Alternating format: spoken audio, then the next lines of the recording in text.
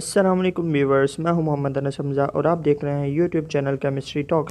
अगर आप हमारे चैनल पर न्यू आए हैं तो चैनल को सब्सक्राइब और बेल आइकन पर क्लिक करना ना भूलिएगा ताकि हमारे चैनल की हर अपडेट आपको मिलती रहे।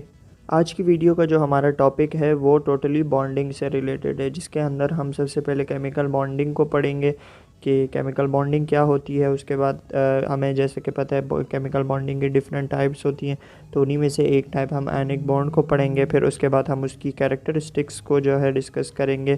तो चले शुरू करते हैं।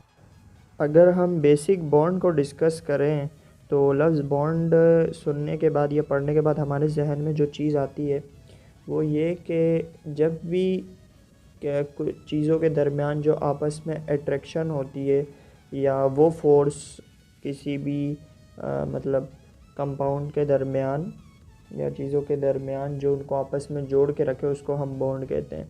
तो केमिकली तौर पे अगर केमिकल यानी केमिस्ट्री के अंदर इसको देखा जाए केमिकल बॉन्डिंग की डेफिनेशन को, तो वो ये बनेगी: the force which holds atoms together in a molecule और a crystal is called a chemical bond. यानी कि वो फोर्स जो कि मॉलिक्यूल्स को क्रिस्टल्स को आपस में जोड़ के रखती है, उस फोर्स को हम कहते हैं केमिकल बॉन्ड।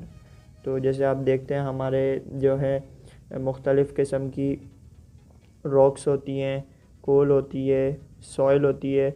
हालांकि वाटर को भी अगर हम देखें तो उसके अंदर भी केमिकल बॉन्डिंग मौजूद है। दुनिया के अंदर जितने भी कंपाउंड्स हैं, क्योंकि हर चीज़ जो है किसी चीज़ के साथ मिलकर बनी है ना, तो वो जो उन दोनों का आपस में मिलाप होता है उसकी जो फोर्स होती है, जो फोर्स उनको आपस में जोड़ के रखती है उसको हम कहते हैं केमिकल बॉन्ड।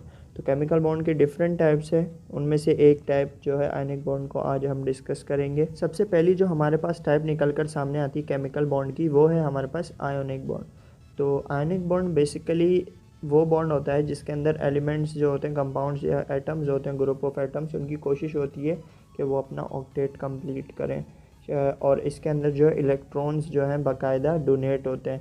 तो अब ये जो इलेक्ट्रॉन्स की डोनेशन और एक्सेप्टेंस का जो प्रोसेस होता है वो डिपेंड करता है कि एलिमेंट की एबिलिटी क्या है। आया कि जो एलिमेंट है वो इलेक्ट्रॉन लूज़ आसानी के साथ कर सकता है या एक्सेप्ट कर सकता है। अगर हम देखें मुख्तलिफ़ एग्जांपल्स को ले लें आयनिक बॉन्ड की।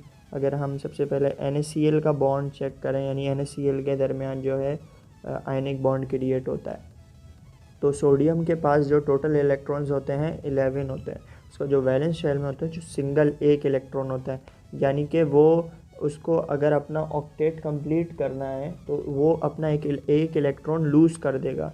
बेसिकली वो अपना ऑक्टेट कंप्लीट नहीं करेगा, वो अपना जो एक इलेक्ट्रॉन है वो किसी और को जो है ना ऑक्टेट ऐसे एलिमेंट को दे देगा जिसको ऑक्टेट कंप्लीट करने के लिए एक इलेक्ट्रॉन की ज़रूरत होगी। तो दूसरी तरफ अगर हम क्लोरीन को देखें तो क्लोरीन के बैलेंस शेल में हमारे पास 7 इलेक्ट्रॉन होते हैं। तो वहाँ पे अगर एक इलेक्ट्रॉन ऐड हो जाए तो उसका ऑक्टेट कंप्लीट हो जाएगा।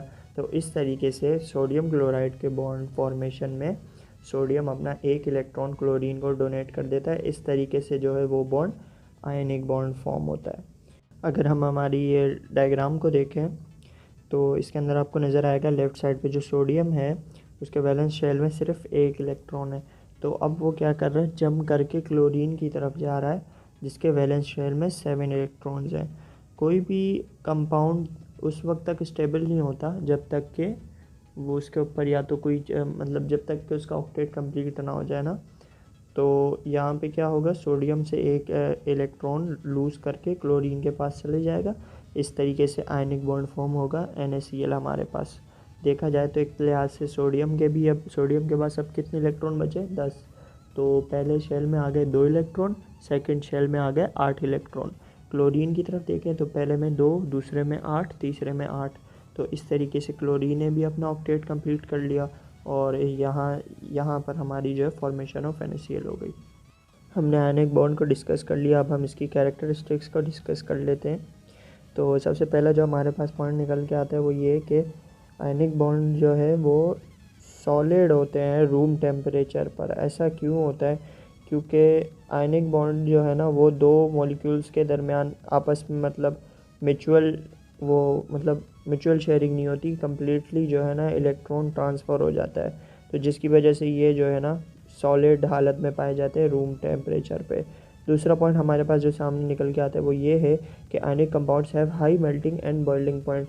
ऐसा क्यों होता है कि आयनिक बॉन्ड की हाई मेल्टिंग और बॉइलिंग पॉइंट होती है? क्योंकि इनके दरमियान फोर्स ऑफ अट्रैक्शन ज़्यादा होती है, क्योंकि इलेक्ट्रॉन्स जो है वो कम्प्लीटली जो है ना डोनेट हो जाता है और ऐड हो जाता है, जिसकी वजह से फोर्स ऑफ अट्रैक्शन ज़्यादा होती है और इसी वजह से इनके जो है ना मेल्टिंग पॉइंट और बॉइलिंग पॉइंट भी हाई होते हैं। तीसरा पॉइंट है ionic solids do not conduct electricity as the ions are not free to move but solutions of ionic compound conduct electricity.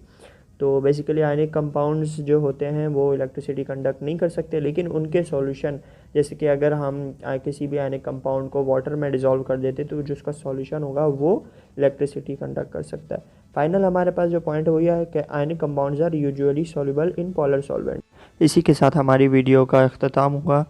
उम्मीद करते हैं आपको वीडियो समझ में आई होगी। अगर आपके जहन में कोई भी सवाल या कन्फ्यूजन हो तो आप कमेंट सेक्शन में कमेंट करके पूछ सकते हैं। इसके अलावा अगर वीडियो आपको पसंद आई हो तो शेयर करना ना भूलिएगा। मिलते हैं आपसे अब अपनी नेक्स्ट वीडियो में, तब तक के लिए अपना ख्याल रखिएगा।